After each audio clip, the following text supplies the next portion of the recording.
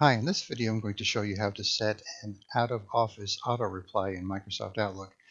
Now to keep in mind, this is only going to apply if you use Microsoft Exchange like in a work environment or if you have a Microsoft 365 account. If you have just a regular like POP3 or IMAP account, then you might not have these options in your Outlook, so you'll have to check it out and see for yourself. So what you want to do is go to File and then go to Automatic Replies, and right here, if you don't have this automatic reply, then you don't have an Office 365 or Exchange account, so you're going to have to go about it a different way. So this video will not apply to you, but for those who it does, you would click on that. And then by default, it's set to do not send automatic replies. So if we click on send automatic replies, if you leave this box unchecked, it'll send an automatic reply anytime somebody sends you an email. But if you only want it to send automatic replies between a certain time, so let's say you're going to be on vacation from the 19th to the 23rd, then you could do it like that. And so for people inside your organization, like users on your same company email address, like Microsoft.com, for example, you could have one message.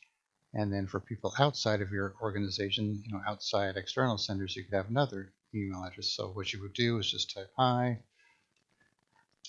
I am on vacation from 9/19 to 9/23. I'll get back to you when I return. Simple as that. And then you just click on OK.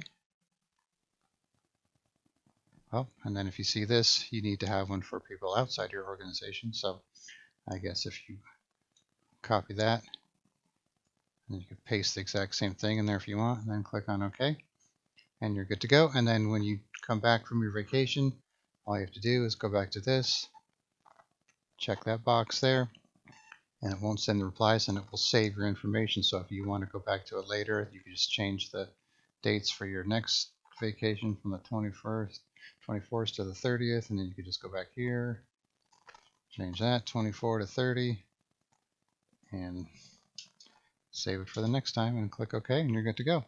Simple as that. All right, thanks for watching.